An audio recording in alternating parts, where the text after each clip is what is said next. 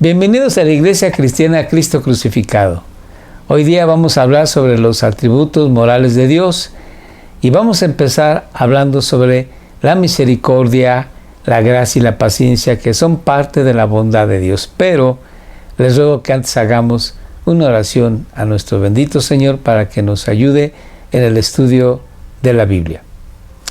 Bendito Dios, gracias te damos en el nombre de Jesús, porque hoy nos permites acercarnos ante tu trono de gracia para rogarte tu bendición, de que ilumine nuestra mente y nuestro espíritu, y tu palabra, Señor, sea expuesta con claridad y llegue a nuestro corazón, para la alabanza, la gloria y la honra de tu santo nombre.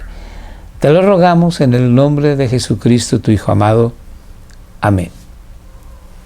Así que hoy día vamos a hablar sobre la misericordia, gracia y paciencia de Dios. Sobre la misericordia podemos decir que es la bondad de Dios que no merecemos. Pero la misericordia es el auxilio, la bondad de Dios en situaciones críticas, angustiosas, no tan solamente en el diario vivir, sino de una manera más especial en situaciones de angustia. Vamos a verlo así como el salmista lo expresa en este salmo maravilloso. Primeramente, él hace una oración a Dios pidiéndole su intervención en su vida, en la que malvados lo oprimen.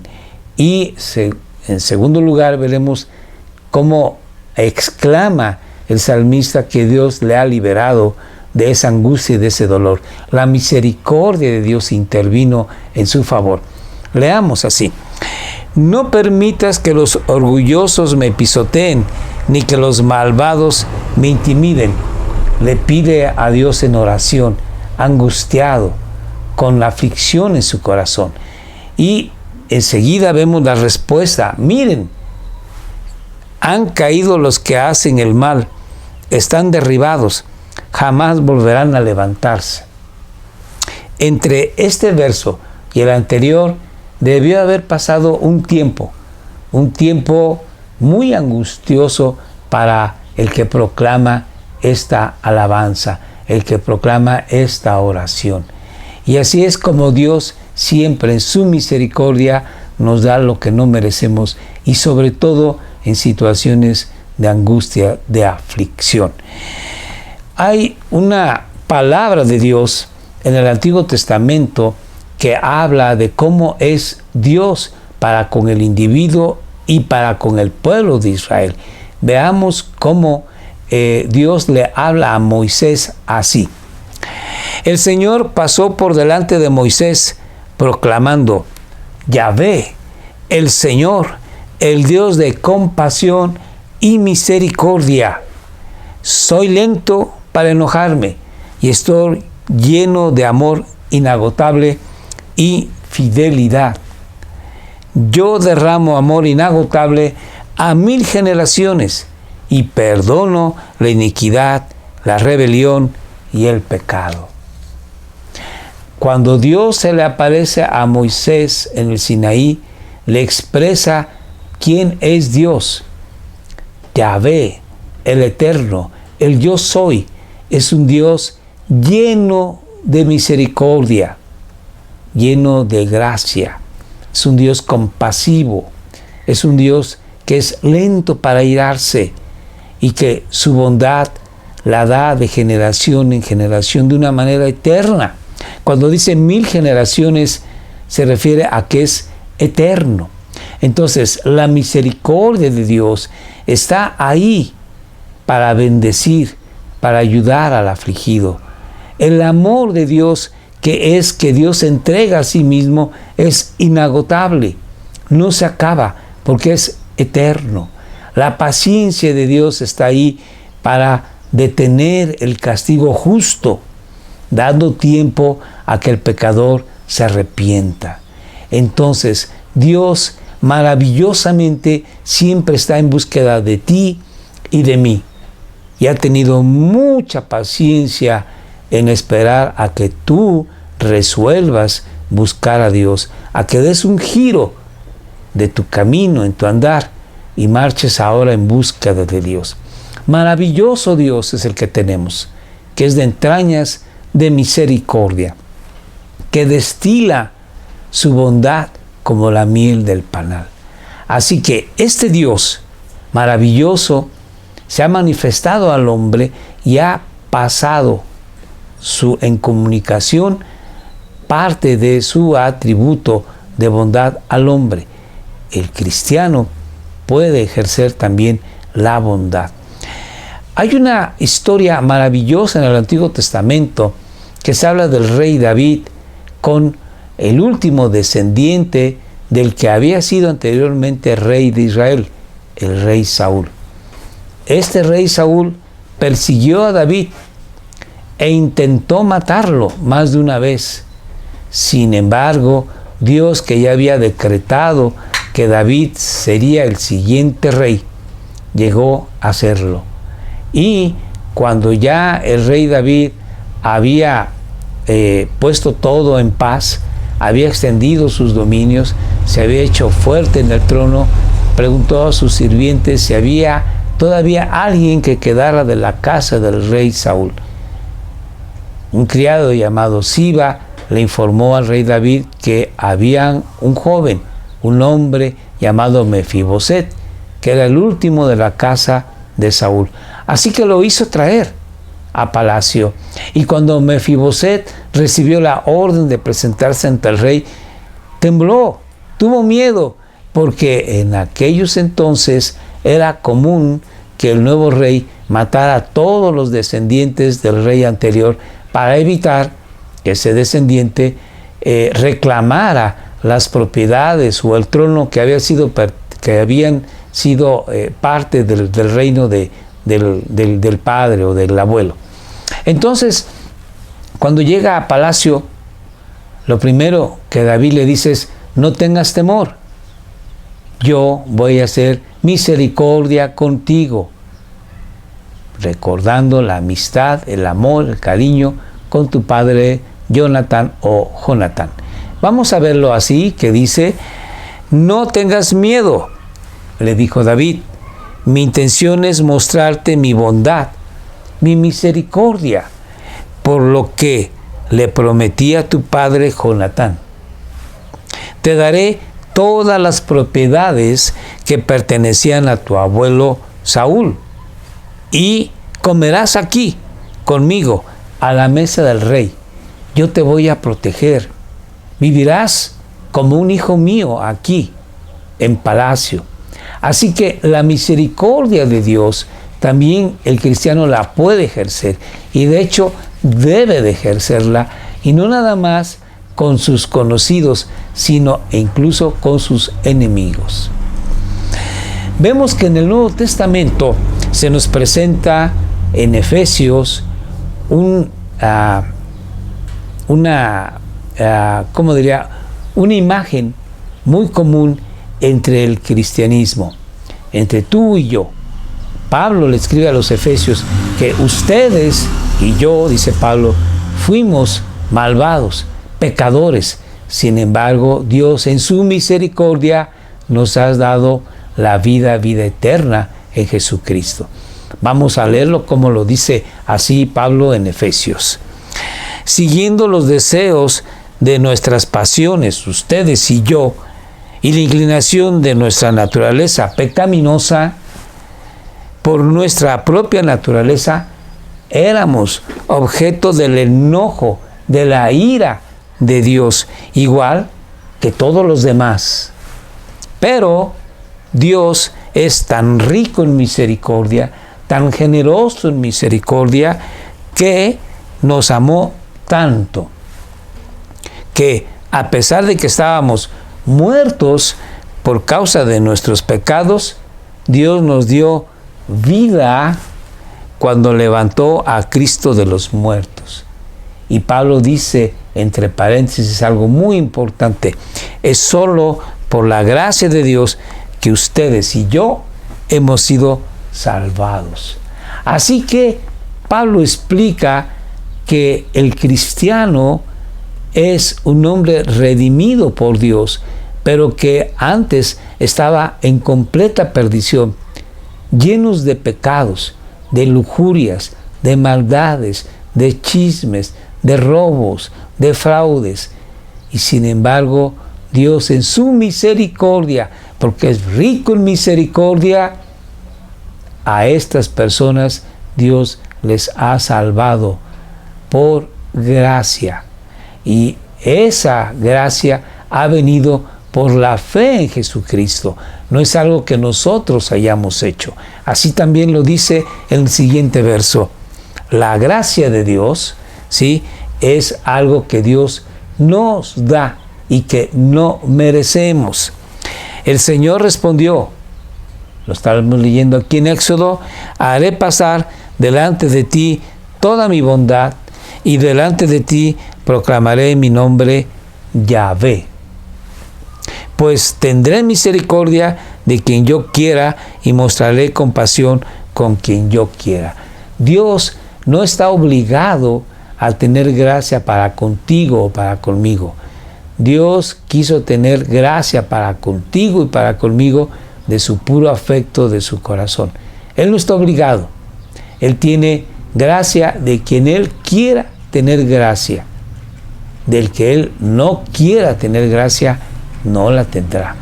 Así que bendito es Dios, que tú y yo estamos en sus manos. Y esta gracia es por la fe que Él nos ha dado. Sigamos adelante. Pablo habla mucho acerca de la gracia unido a la salvación. Esta gracia siempre nos trae a la salvación de nuestras almas. Pues todos hemos pecado, dice Pablo. Nadie puede alcanzar la meta gloriosa establecida por Dios. Sin embargo, con una bondad que no merecemos, Dios nos declara justos por medio de Cristo Jesús, quien nos liberó del castigo de nuestros pecados. Es gracias a Jesucristo que hemos sido libertados de nuestros pecados. Es Jesús quien hizo la obra. Él, en su muerte vicaria o sustitutiva en la cruz por nosotros, nos ha dado vida eterna. Vemos que la gracia es gratis, y esa gracia es pues por la fe en la obra de Jesús en la cruz del Calvario. Dice en Romanos 11:6, y como es mediante la bondad de Dios, no por nuestras obras, entonces no es por medio de buenas acciones. Pues en ese caso, si fuera por buenas acciones, la gracia de Dios no sería lo que realmente es. ¿Y qué es? Que es gratuita e inmerecida. Tú y yo tenemos la gracia de Dios que es gratuita y que no la merecemos simplemente porque Dios nos las quiso dar. En el siguiente verso vemos que esta gracia pues se obtiene a través de la fe en Jesucristo. Así que la promesa se recibe por medio de la fe. La fe es un regalo que no merecemos, inmerecido. Y vivamos o no de acuerdo con la ley de Moisés, no importa que tú hayas tratado de cumplir toda la ley o no, de todos modos estamos seguros de recibir esta promesa si tienes y si tenemos una fe como la de Abraham, quien es el padre de todos los que creen. Una fe en Jesucristo, en su obra vicaria. Él es el que hizo la obra perfecta. Nosotros, por más intentos que hagamos, no lo lograremos. Bendito es Dios.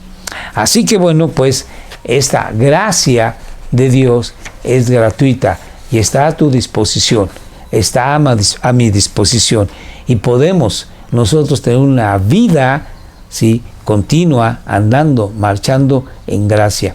Y eso es lo que Dios quiere, que tu vida sea en gracia, que estés supeditado al Padre, que estés unido al Padre, que estés siendo guiado por el Padre.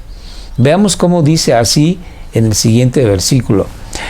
Sin embargo, lo que ahora soy, todo se debe a que Dios derramó su favor especial sobre mí. Y no sin resultados. O sea, Pablo dice, hago mi esfuerzo porque la gracia de Dios me ayuda, pues he trabajado mucho más que cualquiera de los otros apóstoles. Pero no fui yo, dice Pablo, sino Dios quien obraba a través de mí por su gracia. Así que, Pablo, tú y yo podemos tener una vida victoriosa, haciendo la obra de Dios, porque ya tenemos la gracia de Dios en nuestros corazones. Podemos esforzarnos y debemos de esforzarnos en cumplir la voluntad del Padre.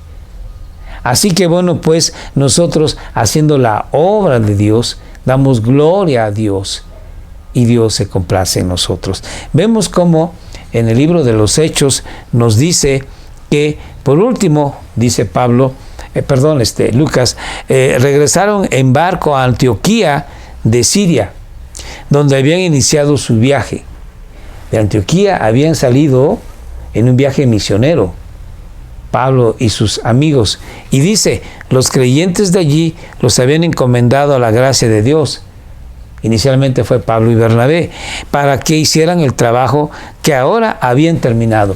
Empezaron un trabajo para Dios y terminaron un trabajo para Dios con la gracia de Dios. Y tú y yo lo podemos hacer. La iglesia no debe de estar ociosa. La iglesia puede y debe de trabajar para la gloria de Dios. Vemos que la obra de Dios la podemos terminar, y esto gracias a la gracia que está en nosotros. La paciencia de Dios, que es parte de la bondad de Dios, esta paciencia es para que tú y yo volteemos a Dios y hagamos lo que Dios nos exige. Es una vida santa. La ira de Dios se detiene. La tolerancia de Dios es para ti y para mí. Veamos cómo dice así la paciencia de Dios en el siguiente versículo. Soy lento para enojarme, dice Dios. Dios es lento para enojarse y es amplio en perdonar. Vemos aquí que Dios se presenta como un Dios perdonador. A Él le gusta perdonar tus iniquidades y dar su amor a ti. Te busca. No cierres tus manos, no cierres tus ojos, no cierres tu corazón. En Romanos también nos dice lo mismo. ¿No te das cuenta de lo bondadoso, tolerante y paciente que es Dios contigo?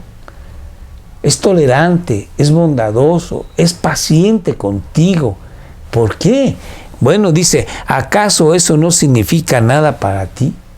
¿Qué no ves que la bondad de Dios es para guiarte a que te arrepientas y abandones tu pecado? Dios está esperándote a que te arrepientas, dejes el pecado y vengas a Él. Por eso tiene paciencia, tolerancia, bondad generosa. Dios no quiere que te pierdas. La Biblia dice que Dios no quiere que nadie se pierda, sino que todos vengan al arrepentimiento. ¿Por qué pues perderemos la vida? ¿Por qué pues dejaremos a Dios a un lado? Deje, dice la Biblia, el inicuo su camino y venga a Dios, que es amplio en perdonar, generoso en perdonar. Así, bueno, Dios es lento para la ira, y este atributo que es comunicable, que tú puedes también tenerlo, debes de ejercerlo, porque viene siendo un fruto del Espíritu de Dios. Dice así, pero la clase de fruto que el Espíritu Santo produce en nuestra vida es amor, primeramente, alegría, paz, paciencia, gentileza, bondad, fidelidad. La paciencia es un fruto del Espíritu de Dios. Es una característica del carácter de Dios en ti. Y tú y yo debemos y podemos ser pacientes en todo momento. aún en situaciones complicadas, difíciles, debemos de ser nosotros lentos para enojarnos. Vamos a ver aquí cómo dice la Biblia en Santiago. Entiendan lo siguiente: todos ustedes deben de ser rápidos para escuchar, lentos para hablar y lentos para enojarse, para irarse, para molestarse. Todo cristiano lo puede hacer y debe de hacerlo. Debemos de ser rápidos para escuchar la palabra de Dios, escuchar el consejo, y lentos para hablar. Piensa lo que vas a decir. Y mucho más lento para irarte. Amados hermanos, Dios nos habla a través de la Biblia y espera que esta palabra la anidemos en nuestro corazón para nuestro beneficio y beneficio de los que nos rodean y para la gloria misma de Dios. Porque la paciencia que Dios nos ha dado debemos de mantenerla hasta el fin. Así lo dice en la Biblia. Cuando el Señor Jesucristo venga, nosotros tendremos que estar con esa paciencia. Dice, es obvio que no hay mérito en ser paciente si a uno lo golpean por haber actuado mal. Pero si sufre por hacer el bien y lo soportan con paciencia, Dios se agrada de ustedes. Así que tenemos que tener paciencia en todo momento, aun en situaciones agresivas, conflictivas, que nosotros no hemos provocado, pero que nos vienen a la vida. Y finalmente tenemos en Santiago lo que dice así: ustedes también deben ser pacientes, anímense, porque la venida del Señor está cerca. Así que nosotros tenemos que ser pacientes hasta la venida del Señor Jesús. Y si la venida del Señor Jesús demora un poco, mientras tanto, Él tiene que encontrarnos haciendo su obra. Y parte de su obra en nuestra vida es la paciencia. Vamos a hablar sobre el siguiente atributo de Dios, que es la santidad. Dios es santo, y esto significa que Dios es apartado del mal, apartado del pecado. Pero además, Dios es santo en el sentido de que es un ser único, especial. No hay otro como Él. También está apartado de su creación, de sus criaturas. Así que, hablando de la santidad, veremos que dice que Dios es un Dios santo. Vamos a ver en el Salmo 71 cómo se nos dice que Dios es santo. Entonces te alabaré con música de arpa, porque eres fiel a tus promesas, oh mi Dios. Cantaré alabanzas con la lira, oh Santo de Israel. Dios es santo, el santo de Israel, el santo de la iglesia, y por lo tanto a Él son dirigidas nuestras oraciones, nuestros cánticos, nuestras alabanzas. Cantaremos a ti alabanzas porque tú eres santo. Pero Dios nos muestra que Él es santísimo, santo, santísimo. Isaías, cuando ve la imagen que Dios le muestra, cuando ve en una visión a Dios, ve que los serafines cantan y proclaman el nombre de Dios. Santo, santo, santo, dicen de Dios. Aquí es un hebraísmo que significa santo, santo, santo, significa santísimo o muy santo. Veamos cómo dice en Isaías: santo, santo, santo, decían los serafines, es el Señor de los ejércitos celestiales. Toda la tierra está llena de su gloria. Dios es santísimo. Y este Dios santísimo no permite el pecado. Este Dios santísimo no tiene contacto con el pecado. No hay nada que obscurezca su santidad, su ser maravillosamente santo. Y este Dios santo te exige a ti y a mí que seamos santos. Así dice Dios en Levítico: la santidad es el patrón de conducta para el pueblo de Dios. Dice: da las siguientes instrucciones a toda la comunidad de Israel. Le dice Dios a Moisés: sé santo, porque yo, el Señor tu Dios, soy santo. Por ese motivo, porque Dios es santo y no tiene absolutamente nada que ver con el pecado. Dios exige que su pueblo se comporte, piense, viva en santidad permanente y continua. Cuando en el desierto el pueblo de Israel pecaba, tenía que ir con el sacerdote para presentar un sacrificio para el perdón de sus pecados. Cuando el cristiano peca, tenemos que ir con el Padre, rogándole que a través de Jesús, que murió en la cruz del Calvario llevando nuestros pecados, nos perdone nuestras faltas, para poder continuar nuestra relación con Dios. Cuando el Señor Jesucristo realiza la última cena con sus discípulos, con sus apóstoles, no estando presente Judas, porque él no tenía parte ni suerte en el ministerio del apostolado. Habiendo salido ya Judas, el Señor Jesucristo le lava los pies a los apóstoles. Y cuando Pedro le dice, no, Señor, yo no voy a permitir que me laves, Jesús dice, si no te lavare yo, no puedes tener parte ni suerte conmigo. Y Pedro dice, bueno, entonces báñame todo. Y Jesús dice, ya están limpios, solamente los pies. Quiere decir que en el camino de ellos, ¿verdad?, se ensuciaban sus pies, traían guaraches, sandalias, y se ensuciaban los pies y se lavaban los pies, no era necesario todo el cuerpo.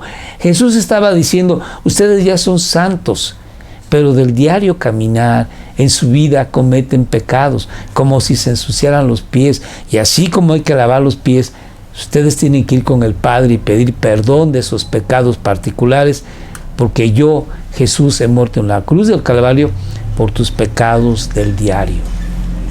Bendito Dios. Dios, pues, exige una vida santa en todo momento, las 24 horas del día. Así que busquemos a Dios en oración y pidámosle perdón a Dios por nuestros pecados a través de la muerte vicaria de Jesucristo y regresemos a la comunión con el Padre. Vemos que Dios pide la santidad tanto nacional, en aquel entonces con el pueblo de Israel, y aquí actualmente con la iglesia, como la santidad individual. Leamos el siguiente versículo. Ustedes vieron lo que hice con los egipcios, les dice Dios a Moisés y al pueblo de Israel. Saben cómo los llevé a ustedes sobre alas de águila y los traje hacia mí. Ahora bien, si me obedecen y cumplen mi pacto, ustedes serán vean ustedes, maravilloso, mi tesoro especial entre todas las naciones de la tierra, porque toda la tierra me pertenece, dice Dios. Ustedes serán mi reino de sacerdotes, mi nación santa. Ustedes, Dios le dice a la iglesia, son un reino de sacerdotes, una nación santa. La iglesia es especial. La iglesia está formada por individuos que son pecadores, arrepentidos, perdonados por Dios y que ahora es un pueblo santo, una nación santa, un reino de sacerdotes. Tú y yo somos santos. Tú y yo somos sacerdotes, sacerdotes en nuestra familia, para orar y ministrar a nuestra esposa, a nuestros hijos, a los que viven en nuestra familia. Así que Dios desea que el pueblo sea santo, el individuo sea santo, y nos ha dado su Espíritu Santo para que podamos llevarlo a cabo. La iglesia debe de estar separada del mundo, así como Israel estaba separado de Egipto. Egipto, en ese contexto, se refería al mundo, a lo que no es de Dios. Y la iglesia está separada del mundo, de lo que no es de Dios. La iglesia tiene que buscar a Dios todos los días.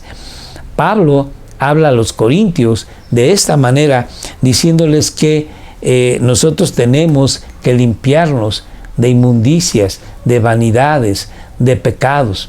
Así lo expresa a los corintios, una iglesia que vivía inmersa en una ciudad donde había prostitutas sagradas, prostitutas que trabajaban en un templo de Afrodita, de la reina del amor. Estas prostitutas estaban ahí para tener relaciones sexuales con los hombres que iban a dar tributo a esos dioses. Y Pablo dice, ustedes deben de apartarse de todo esto, no deben de participar en esos cultos idólatras. Así lo dice Pablo. Queridos amigos, dado que tenemos estas promesas, las promesas de la vida eterna, limpiémonos de todo lo que pueda contaminar nuestro cuerpo o nuestro espíritu. Y procuremos alcanzar una completa santidad,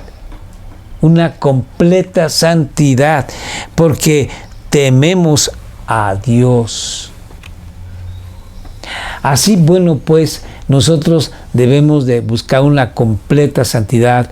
Tenemos que todos los días estar en comunión con Dios. No nada más los domingos, todos los días.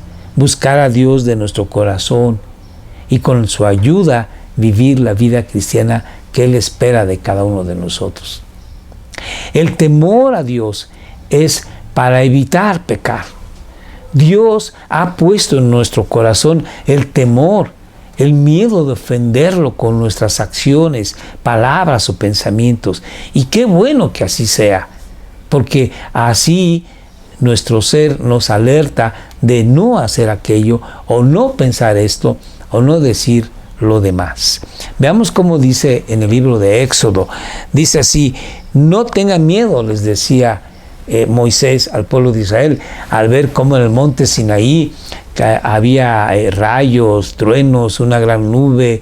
Era terrible la imagen que veían. Pero dice Moisés, no tengan miedo, porque Dios ha venido de esta manera. No los va a matar, no, pero ha venido así. ¿Para qué? Para ponerlos a prueba y para que su temor hacia Él les impida pecar. Ellos vieron esa imagen terrible de cómo el monte echaba humo, cómo había rayos, cómo había oscuridad y temor. Se oyó una gran bocina y dijeron, no, Dios los va a matar.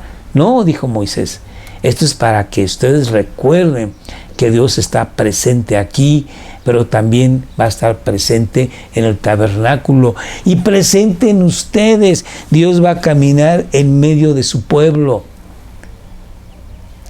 Teman a Dios, eviten pecar, no busquen pecar.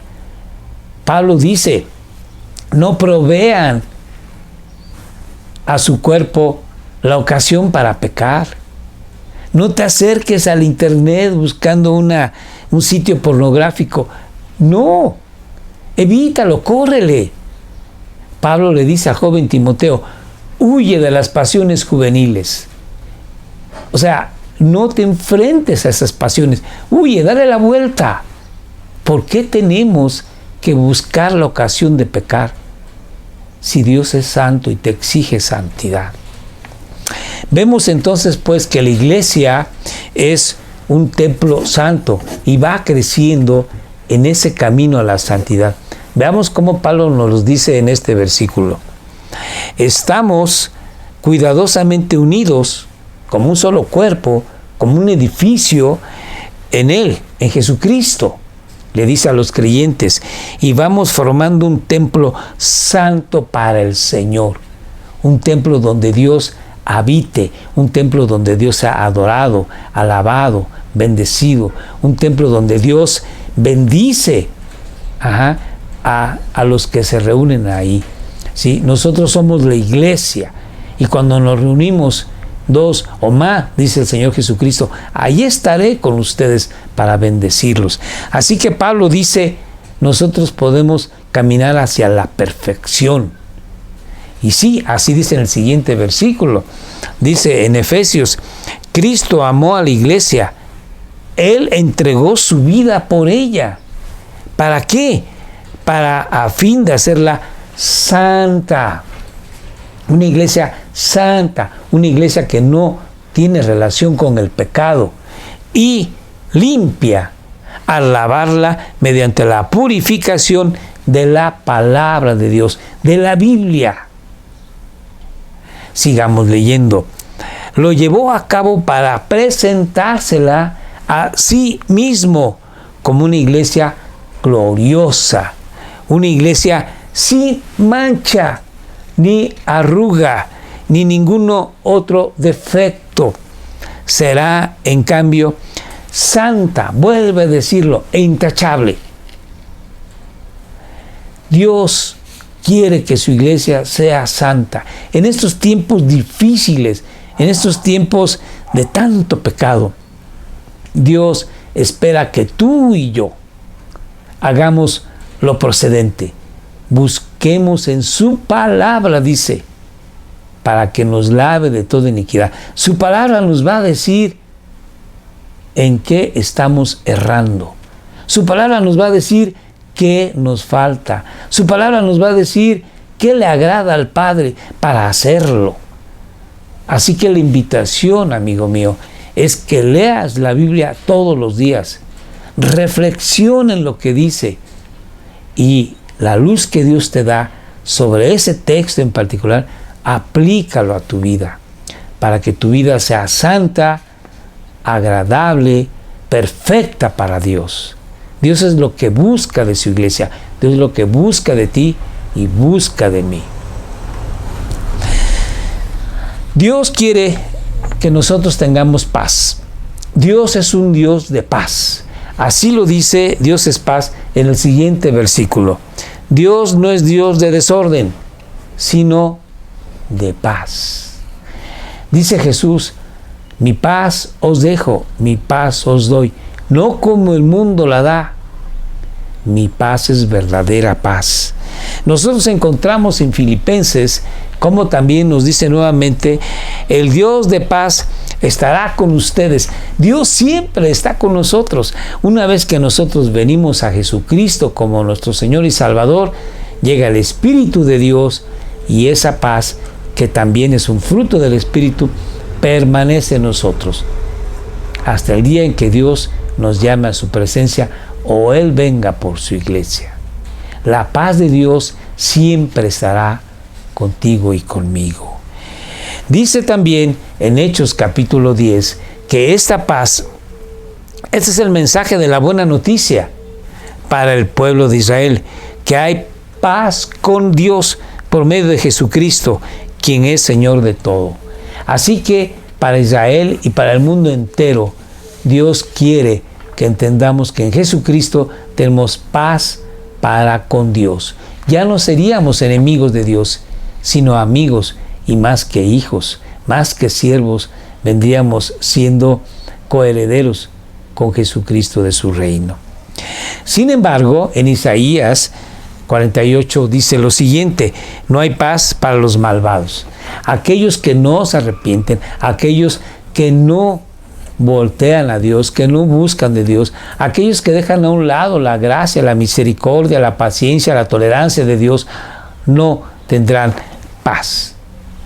Y bueno, el fruto de la paz, dice en el siguiente versículo, es provocado, es dado por el Espíritu de Dios. En Gálatas capítulo 5 dice, la clase de fruto que el Espíritu Santo produce en el cristiano, en nuestra vida, es amor, alegría, paz, paciencia, gentileza, bondad, fidelidad.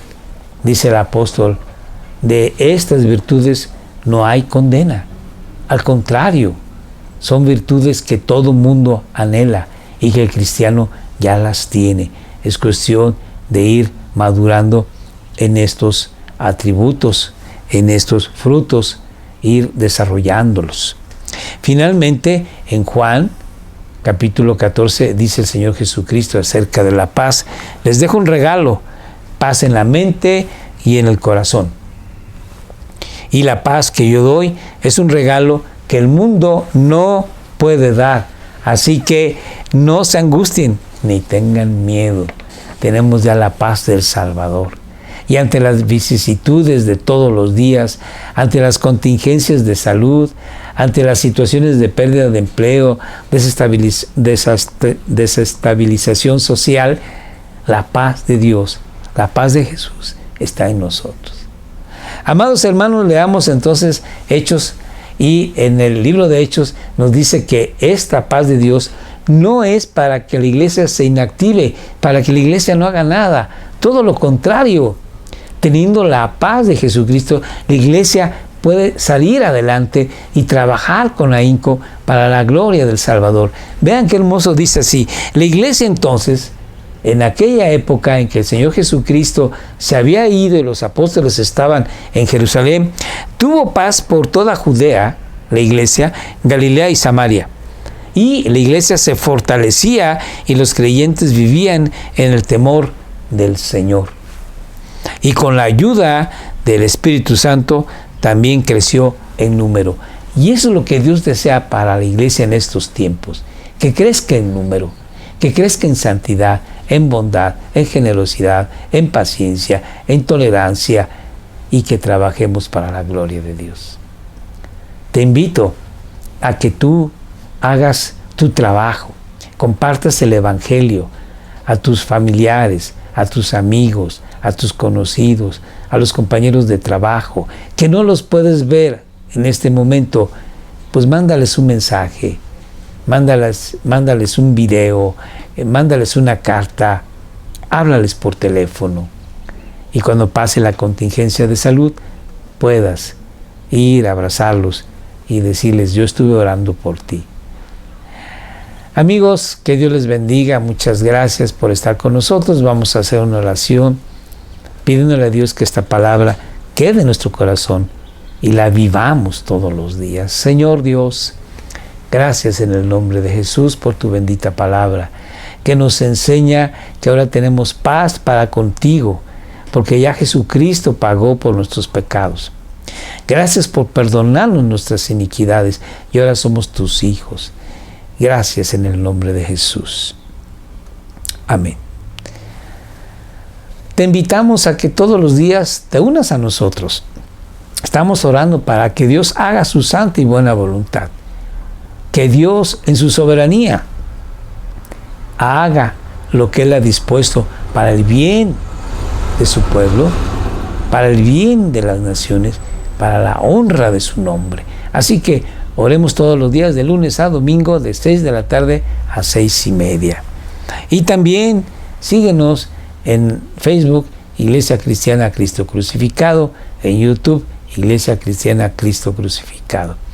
Mi teléfono 77 11 72 91 45.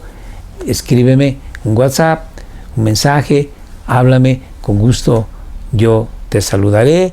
Preguntas, dudas, comentarios, bienvenidos.